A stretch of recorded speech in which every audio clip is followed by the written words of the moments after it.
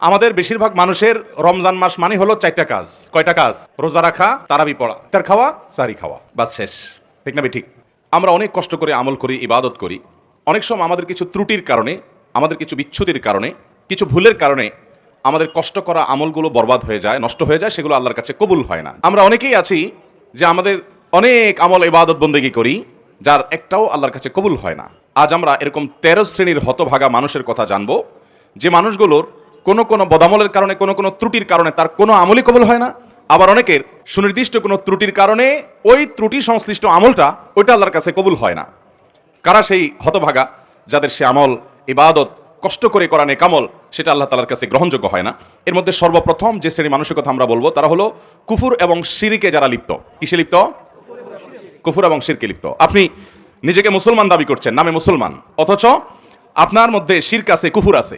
তো এরকম যদি হয় তাহলে শিরক এবং কুফুরে থাকা ব্যক্তি, এই ব্যক্তি যত নেকামল করুক, সে নিজেকে মুসলমান মনে করছে, হয়তো তিনি 5 ওয়াক্ত নামাজও পড়েন, কিন্তু তার মধ্যে যদি শিরকে আকবর থাকে, কোন শিরিক থাকে, মানে বড় শিরিক, যে শিরকটার কারণে মানুষ ইসলাম থেকে খারিজ হয়ে যায়, তার মধ্যে যদি কুফুরি থাকে, যেটার কারণে মানুষ ইসলাম থেকে খারিজ হয়ে যায়, তাহলে এই ব্যক্তি নিজেকে যত মুসলমান মনে করুক, আমরা সবাই হয়তো মুসলমান তাকে মনে করি, সে হয়তো মসজিদেও আসে, সে হয়তো নামাজও পড়ে, সে হয়তো হজ উমরা করতেও যায়, অথচ তার কোনো আমল, সে নামাজ পড়ুক, রোজা রাখুক, হজ করুক, যাকাত করুক, দান করুক, সাদাকা করুক, তার কোনো আমল আল্লাহর কাছে গ্রহণযোগ্য হয় না।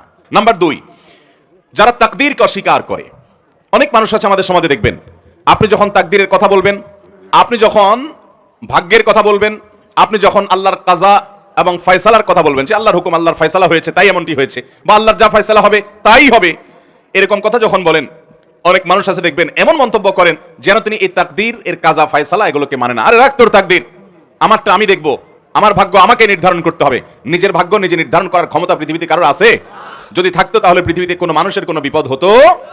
অথবা তাকদীরকে যদি কেউ অস্বীকার করে, তো সে ব্যক্তি সম্পর্কে নবী করিম সাল্লাল্লাহু আলাইহি সাল্লাম বলেছেন যে তার কোনো প্রকার আমল, সে নফল আমল করুক, ফরজ আমল করুক, শারীরিক আমল করুক, আর আর্থিক ইবাদত করুক, এর কোনোটা কবুল হবে না যদি সে তাকদীরকে কি করে? অস্বীকার করে। অতএব আমরা আল্লাহর তাকদীর এবং ফয়সালাকে বিশ্বাস করি কি করি না? আল্লাহর তাকদীর এবং আল্লাহর ইলম, আল্লাহর ফয়সালার বাহিরে পৃথিবীতে একটি পাতাও নড়তে পারে না এবং নড়বেও না। এরপরে 3 নম্বর, যার আমল ইবাদত কবুল হবে না, সে হলো আকুল ওয়ালিদাইন, মা বাবার নাফরমান।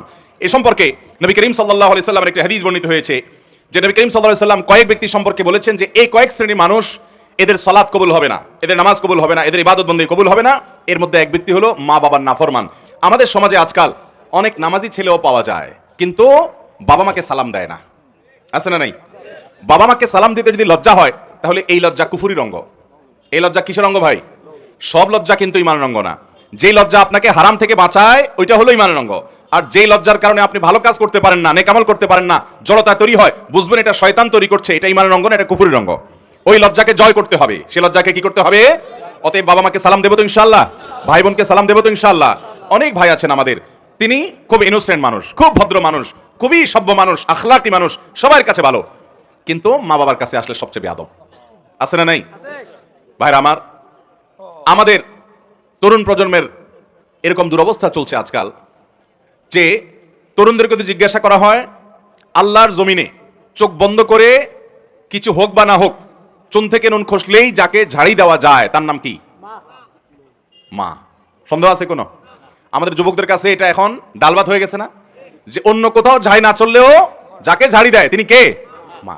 আহা, যে লোকটাকে সবচেয়ে বেশি শ্রদ্ধা করার কথা, যে লোকটা তার কোনো প্রকার কষ্ট হতে পারে এমন কোনো শব্দ পর্যন্ত উচ্চারণ করা নিষিদ্ধ, সেই লোকটার সামনে সবচেয়ে বেশি দুর্ব্যবহার। মা বাবার যারা নাফরমানি করে, মা বাবা বলে ডানে যাও, সে যায় বামে। মা বাবা যদি কোনো নির্দেশ করেন এবং সেই নির্দেশ যদি আল্লাহর কোনো নির্দেশের খেলাফ না হয় সরাসরি, তাহলে সেই নির্দেশ মানা সন্তানের জন্য ওয়াজিব। সেটা সন্তানের জন্য মানা কি? আবশ্যক। সেটা না মানলে আপনি গুনাহগার হবেন।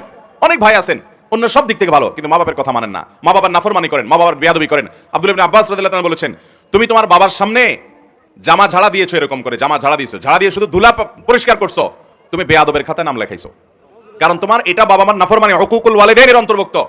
ভাইরা আমার, আমাদের শরীরের চামড়া দিয়ে যদি আমরা বাবা মাকে জুতো বানাই দেই, আল্লাহর কসম তারপরেও তাদের ঋণ শোধ হবে না। তাদের ঋণ আপনি শোধ করতে পারবেন না। আপনার বাপ অনেক খারাপ, আপনার মা অনেক খারাপ, আপনার কিছু করে না, তারা আপনার আরেক ভাইয়ের দিকে খেয়াল রাখে, আপনার দিকে খেয়াল রাখেন, আপনার শত বিচার থাকতে পারে, শত অভিযোগ থাকতে পারে, শুধু আপনার দুনিয়া আসার কারণ এবং মাধ্যম যে তারা হয়েছেন, এই ঋণটা সারা জীবন আপনি আদায় করে শেষ করতে পারবেন না। আল্লাহ তাআলা আমাদেরকে মা বাবার আনুগত্যকারী, মা বাবার হুকুম মান্যওয়ালা সন্তান হওয়ার তৌফিক দান করুন। মা বাবার অনুগত সন্তান হবো তো ইনশাআল্লাহ। বাবা মার সামনে মাথা থাকবে নিচু ভাইরা, মাথা উঁচু হবে না। যদি কখনো জোরে কথা হয়ে যায় দেরি করবেন না, সাথে সাথে পা জড়িয়ে যেভাবে হোক চোখের পানি ফেলে মাপ চেয়ে নেবেন।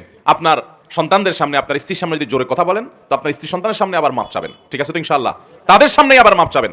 ভাইরা আমার, মানুষ হিসেবে আমাদের অনেকেরই হয়, আমার আব্বা আম্মার সাথে যদি কখনো আমার জোরে কথা বলা হয়ে গেছে এরকম মনে হয়, যদি আমি কারোর সামনে করেছি তাদের সামনেই আবার তৎক্ষণাৎ যখন একটু হুঁশ ফিরে আসছে কি করলাম আমি, সাথে সাথে চোখের পানি ফেলে মাপ চাওয়ার এই অভ্যাস সারা জীবন আমি ধরে রাখছি। 4 নম্বর, দান করে যে খোঁটা দেয় তার ওই দানটা কবুল হয় না। অন্যান্য আমল কবুল হয় কিন্তু দানের আমলটা কবুল হয় না। যে দান করে কি করে, খোঁটা দেয়। আমরা যত মানুষ দান করি বেশিরভাগ মানুষই দেখবেন, বা একটা বড় অংশ দেখবেন আমাদের সমাজে, যারা দান করছে বিশেষ করে মানুষের উপকার করলে এটা আমরা বিভিন্নভাবে ইনিয়ে বিনিয়ে ইশারা ইঙ্গিতে ঘুরিয়ে ফিরিয়ে বলার চেষ্টা করি। এই রোগটা আমাদের মধ্যে আছে না নাই? আল্লাহ তাআলা কোরআনে কারিমে বলেছেন নেককার মানুষদের পরিচয় কি। সূরা দাহরের ভিতরে আবরার, মুত্তাকি, জান্নাতি মানুষের বৈশিষ্ট্য, তাদের গুণ, তাদের সিফাত উল্লেখ করতে গিয়ে আল্লাহ বলেছেন ওয়ায়ুতঈমুনা আত-তাআমা আলা হুব্বিহি মিসকিনাও ওয়া ইয়াতীমান ওয়া আসীরা। যে নেককার মানুষ হলেন তারা যারা আল্লাহর মহব্বতে মানুষকে খাদ্য দেয়, মিসকিনকে দেয়, বন্দীকে দেয়, এই মানুষগুলোকে দেয়, এবং বলে তারা লা নুরিদু মিনকুম জাযাআও ওয়ালা শুকুরা ইন্নামা নুতঈমুকুম লিওয়াজহিল্লাহ। তোমাদেরকে যা দিয়েছি আল্লাহর কাছে দিই, আল্লাহর জন্য দিয়েছি। তোমাদের কাছ থেকে প্রতিদানও আশা করি না, ফিডব্যাকও আশা করি না, এমনকি থ্যাঙ্কসও আশা করি না। কি আশা করে না? থ্যাঙ্কসও আশা করে না, মানে স্বীকৃতিরও আশা করে না। আমরা অনেককে উপকার করার পর দেখা যায় সে এটা স্বীকারও করে না। সে যে স্বীকার করে না এটা তার দোষ। মাল্লাম ইয়াশকুরিন না ইসলাম ইয়াশকুরিল্লাহ। সে স্বীকার না করার কারণে সে গুনাহগার হবে। কিন্তু আপনি স্বীকারের আশা করবেন না, তার স্বীকার দিয়ে আমি কি করব? আমার তো সওয়াব পাওয়া দরকার কার কাছে?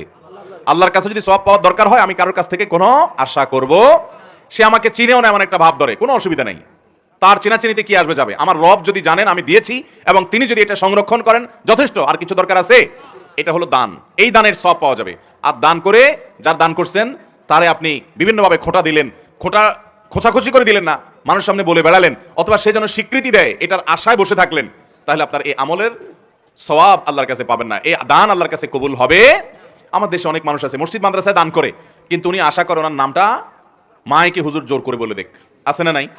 যদি তার উদ্দেশ্য থাকে যে আমারটা শুনে আমার আরেক বন্ধু দিবে, আরেকজন দিবে, উৎসাহিত করবো অন্যদেরকে, তাহলে ঠিক আছে, সেটা হলে জায়েজ আছে। কারণ আল্লাহ তাআলা কোরআনে কারিমে বলেছেন যে ইন তুখফুস সাদাকাত ফানি'মা হিয়া। তার আগে অংশটা কি? ইন তুবদুস সাদাকাতি ফানি'মা হিয়া ওয়া ইন তুখফুহা ওয়া তুতুহাল ফুকারা ইলা আখিল আয়া। যদি দান প্রকাশ্যে করো অর্থাৎ অন্যকে উৎসাহিত করার উদ্দেশ্যে তাহলে তো অনেক ভালো। আর যদি গোপনে করো যাতে করে তোমার ইখলাসের কোনো ঘাটতি না হয়, তো সেই দানেরও আল্লাহ তাআলা প্রশংসা করেছে। এটা নিয়তের উপর নির্ভর করবে। আমি যখন ঢাকা এক মসজিদে নামাজ পড়াই 2002-3 সন এরকম সময় হবে, তখন আমার এক মুসল্লি মসজিদের ওই আল্লাহর, তাহলে ভাই যাদের আমল কবুল হয় না সে মানুষগুলোর 4 নম্বর মানুষ বলেছি যারা দান করে মানুষকে খোঁটা দেয়, তাদের অন্যান্য আমল কবুল হয় কিন্তু দানের আমলটা কবুল হয় না। 5 নম্বর, ওই কপাল পোড়া এবং হতভাগা মানুষ যার কোনো আমল ইবাদত কিছুই কবুল হবে না, সে হলো নবী করিম সাল্লাল্লাহু আলাইহি সাল্লামের শহর মদিনায় মুনাওয়ারা যে হারামে যে ফাসাদ সৃষ্টি করে, ফিতনা সৃষ্টি করে, অশান্তি সৃষ্টি করে, হাঙ্গামা করে, গন্ডগোল ফাসাদ করে।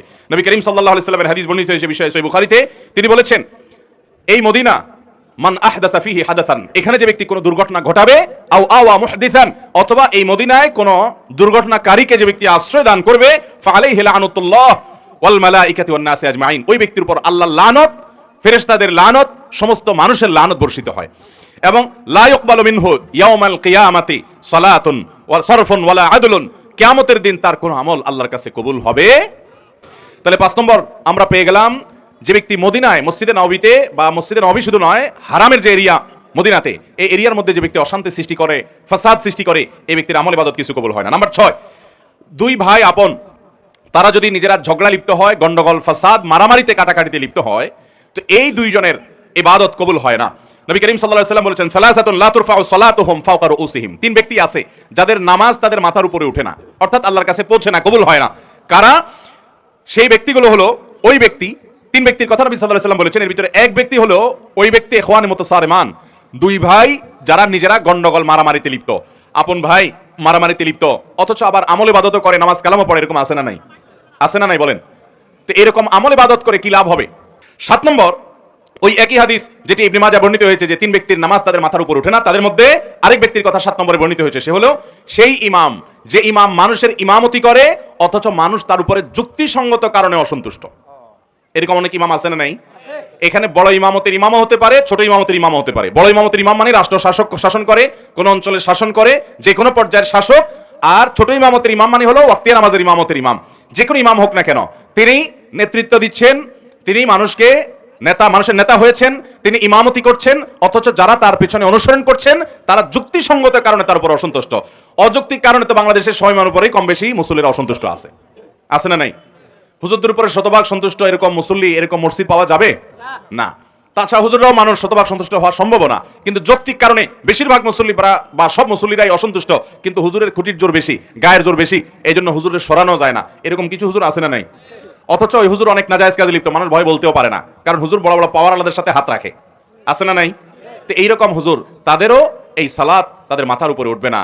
8 নম্বর হলেন ওই নারী, যেই নারী রাত্রি যাপন করেছেন অথচ তার স্বামী তার উপরে যৌক্তিক কারণে অসন্তুষ্ট। অযৌক্তিক কারণে স্বামী অসন্তুষ্ট হলে ওইটার কারণে স্ত্রীর আমল ইবাদত কবুল হবে না, ব্যাপারটা সেরকম নয়। যদি যৌক্তিক কারণে তার স্বামী তার উপরে অসন্তুষ্ট থাকে এবং তিনি ওই অবস্থায় তেরামি করে রাত পার করে দেন, তাহলে এই আল্লাহর বান্দি তার সালাত তার মাথার উপরে উঠবে না। এটাও ইবনে মাজাহ হাদিসে বর্ণিত আছে। তাহলে 8 নম্বর পেলাম সেই নারী, যে নারী রাত্রি যাপন করেছেন অথচ তার স্বামী তার উপরে যৌক্তিক কারণে অসন্তুষ্ট। এরপর তিরমিজির বর্ণিত হাদিসে আমরা জানি 9 নম্বর শ্রেণী মানুষের কথা, যার আমল ইবাদত কবুল হবে না, বিশেষ করে সালাত কবুল হবে না, সে হলো ওই কৃতদাস, যে কৃতদাস সে কোনো ন্যায্য বা শরীয়গ্রাহ্য কারণ ছাড়া যে তার মালিক থেকে ভেগে গেছে। এই ব্যক্তি সম্পর্কে নবী সাল্লাল্লাহু আলাইহি ওয়াসাল্লাম হাদিসে আসছে যে এই ব্যক্তি ফিরে আসা পর্যন্ত হাত্তা ইয়ারজা, তার সালাত, তার ইবাদত আল্লাহর কাছে কবুল হয় না। তাহলে 9 নম্বর হলো যে ব্যক্তি তার মালিক থেকে যৌক্তিক কারণ ছাড়া ভেগে গেছে, তার আমল ইবাদত, তার সালাত কবুল হয় না। এবং 10 নম্বর হলেন ওই নারী, যেই নারী বাসা থেকে বের হয়েছেন সুগন্ধি মেখে। আজকাল আমাদের অনেক মুসলমান মেয়েরা আছেন, আমাদের অনেক মা বোনরা আছেন, যে অনেক পারফিউম ব্যবহার করে, অনেক সুগন্ধিযুক্ত প্রসাধনী ব্যবহার করে তার আশপাশের পুরো পরিবেশটাকে মোহিত করে ফেলছে সুগন্ধি দিয়ে, সেটা ব্যবহার করে তিনি বের হচ্ছেন। এই সুগন্ধি যতজনের নাকে যাচ্ছে তারা ফিতনায় পতিত হচ্ছে, তারা কল্পনার জেনায় লিপ্ত হচ্ছে, তারা গুনাহগার হচ্ছে, সমাজ অস্থিতিশীল হচ্ছে, ফাসাদের দিকে যাচ্ছে। এরকম অনেক মা বোন আমাদের আছেন না নাই? এই সমস্ত মা বোনদের অনেকে আছেন নামাজও পড়তে যান, এভাবে সুগন্ধি ব্যবহার করে তিনি বাজারে গেলে অন্যান্য কাজ করলে তার পরিণাম কি হবে সেটা তো পরের কথা। আপনি শুধু এটা চিন্তা করুন যে নবী করিম সাল্লাল্লাহু আলাইহি ওয়াসাল্লাম এইরকম সুগন্ধি ব্যবহার করে কোন নারী যদি মসজিদে পর্যন্ত যায়, তার সম্পর্কে পর্যন্ত নবী সাল্লাল্লাহু আলাইহি ওয়াসাল্লাম বলেছেন যে তার সালাত কবুল হবে না, তিনি মসজিদে গিয়ে নামাজ পড়লে সে নামাজ কবুল হবে না যতক্ষণ পর্যন্ত বাসায় ফিরে এসে গোসল করে তার শরীরে সে সুগন্ধি ধুয়ে মুছে পরিষ্কার করে নামাজ আদায় না করবেন। 11 নম্বর ওই ব্যক্তি, যে ব্যক্তি দান করে কিন্তু সে দানটা হারাম টাকা থেকে দান করে। এরকম লোক আমাদের দেশে আছে না নাই? অভাব নাই। মসজিদ মাদ্রাসা ওয়াজ মাহফিলে টাকা দেনেওয়ালা মানুষ হারাম টাকা যারা উপার্জন করে, এদের টাকাগুলো যদি নেওয়া বন্ধ করতো তাহলে মাহফিলগুলোর এত আলো ঝলমলে লাইটও থাকতো না। মসজিদ মাদ্রাসা ওয়াজ মাহফিল আমরা যারা করি, এর পরিচালনার সাথে যারা জড়িত, এদের মধ্যে খুব অল্প সংখ্যক মানুষ আছে যে ইসলামটাকে ভালো করে বুঝছে, যার কারণে না বুঝার কারণে তারা মসজিদটাকে চকচকা ফকফকা করার জন্য যে টাকা দেয় হুমড়ি খেয়ে নেয়। অথচ আপনারা যারা মক্কায় গেছেন তারা জানেন, আর ইউটিউবের মাধ্যমে বিভিন্ন ভিডিওর মাধ্যমে আপনারা যারা দেখেছেন তারাও জানেন যে মক্কা মসজিদে হারামের পাশে বুক পরিমাণ একটা ওয়াল দিয়ে রাউন্ড দেওয়া আছে। খেয়াল করছেন কখনো? এটাকে বলা হয় হাতিমে কাবা। এটা কাবার এরিয়া। ইব্রাহিম আলাইহিস সালাম যে কাবা পুনর্নির্মাণ করেছিলেন, এই জায়গাটা কাবার ভিতরে ছিল। এই যে কালো গিলাপে মোড়ানো আল্লাহর ঘর মসজিদ, এটার মধ্যে ওইটাও ছিল। কিন্তু নবী করিম সাল্লাল্লাহু আলাইহি সাল্লামের দাদা আব্দুল মুত্তালিব, নবী সাল্লাল্লাহু আলাইহি সাল্লাম যখন ছোট ছিলেন তখন উনি এই কাবা যখন ভেঙে পড়ে পুরান হয়ে গেছে, তখন এটার ভবনকে সংস্কার করে পুনর্নির্মাণ করার উদ্যোগ নিলেন। উনি একা না, কুরাইশের সব নেতারা মিলে। এটা যখন উদ্যোগ নেওয়া হলো, তারা ঘোষণা দিলেন, দেখেন তারা মুশরিক ছিলেন কিন্তু তাদের চিন্তা চেতনা কত শুদ্ধ ছিল এই ক্ষেত্রে, যে তারাও এটা বুঝতেন যে আল্লাহর ঘরে হারাম টাকা ঢোকানো উচিত না। এই জন্য তারা ঘোষণা দিলেন, আমরা এই বাইতুল্লাহ পুনর্নির্মাণ করব, এটার জন্য ফান্ড কালেকশন করছি, যারা যা পারেন টাকা দেন, কিন্তু যে হারাম টাকা উপার্জন করেন তার টাকা আমরা নেব না। সমাজে কে হালাল টাকা উপার্জন করে, কে হারাম টাকা উপার্জন করে, সমাজের লোকজন কম বেশি জানে কি জানে না? আর হালাল টাকা সব যুগে বেশি থাকে না, হারাম বেশি থাকে? তো হারাম বেশি থাকে, সেজন্য হারাম টাকা নেই নাই। আর যেহেতু নেই নাই, অতএব টাকার অভাব দেখা দিছে। তখন এই বাইতুল্লাহ নির্মাণের সময় নবী করিম সাল্লাল্লাহু আলাইহি সাল্লামের শৈশবে তার দাদা আব্দুল মুত্তালিব সহ অন্যদের নেতৃত্বে যখন এটা হয়েছে, তখন এই কাবা টাকার অভাবে এই হাতিম, যেটাকে এখন দেখেন ওয়াল বুক পরিমাণ ওয়াল ঘেরাও দেওয়া আছে, এই অংশটাকে কাবার ভিতরে বিল্ডিং করার টাকা ছিল না। সেই অভাবে এটাকে বারান্দার মতো বাইর করে রাখছে। আজও পর্যন্ত সেটা সেভাবে আছে। এখন টাকার অভাব নাই, কিন্তু ওইটাতে আর কেউ হাত দেয় নাই। সেটা যেন আমাদের শিক্ষা দেয় যে আমরা আল্লাহর ঘরে ধর্মীয় কাজে, ভালো কাজে হারামখোরদের হারাম টাকা না নেই। চেষ্টা করবো তো ইনশাআল্লাহ। এটা হলো 11 নম্বর। 12 নম্বর হলো ওই মুসল্লি, ওই নামাজি, যে নামাজি ব্যক্তি নামাজ পড়ে পবিত্রতা ঠিক ঠিকানা নাই, পবিত্রতা ঠিক মতো করে না, সুন্দরভাবে করে না, বিশেষ করে শীতের সময় আসলে দেখবেন আমাদের অনেক ভাই আছেন নামাজ শেষের জন্য অজু করেন, কিন্তু অজু এত তাড়াহুড়ো করে করেন যে কোনোর এখানে শুকনা থাকে, গোড়ালির ওখানে শুকনা থাকে, আঙ্গুলের চিপায় শুকনা থাকে, কানের লতির এখানে শুকনা থাকে, আসেনি নাই? নবী করিম সাল্লাল্লাহু আলাইহি ওয়াসাল্লাম বলেছেন ওয়াইলুল লিল আকাবি মিনান নার, তোমাদের পায়ের গিরা গোড়ালি এগুলোকে জাহান্নামের আগুন থেকে বাঁচাও। তার মানে কি? ভালো করে ডলে ডলে ধুয়ে তারপরে ওযুকে পূর্ণাঙ্গ করো। ওযুর যত নির্দেশ আছে ওলামায়ে কেরাম বলতে পারবেন, ওযু সম্পর্কিত যত নির্দেশ নবী করিম সাল্লাল্লাহু আলাইহি ওয়াসাল্লামের আছে তার সবগুলাতে একটা শব্দ আছে, সেটা হলো ইসবাগুল ওযু, আসবিগুল ওযু। তার মানে আকমিলুল ওযু, অর্থাৎ ওযুকে পরিপূর্ণভাবে করো, উত্তম রূপে করো, ভালোভাবে করো। ওযু ভালোভাবে করার মানে এই না যে পানি এক বালতি খরচ করেন, পানি খরচ করবেন কম, কিন্তু কোনো জায়গায় শুকনা থাকতে পারবে না, ভালো করে ডলে দিতে হবে। 13 নম্বর এবং সর্বশেষ হলো, যেই নারী নামাজ পড়ে, প্রাপ্তবয়স্কা নারী, অথচ তার মাথায় ওড়না নাই যেভাবে ওড়না দেওয়া দরকার, অর্থাৎ নামাজের জন্য যতটুকু সতর ঢাকা দরকার তত যদি ঢাকা না থাকে, তাহলে তারও কি হবে না? ওই নামাজ কবুল হবে না। তিরমিজি হাদিসে আসছে, নবী করিম সাল্লাল্লাহু আলাইহি ওয়াসাল্লাম বলেছেন লা তুকবালু সালাতু হাইদিন ইল্লা বিল খিমার, একজন প্রাপ্তবয়স্কা নারী তিনি খেমার অর্থাৎ ওড়না ছাড়া, অর্থাৎ সতর পরিপূর্ণভাবে ঢাকা ছাড়া নামাজ পড়লে নামাজ হবে না।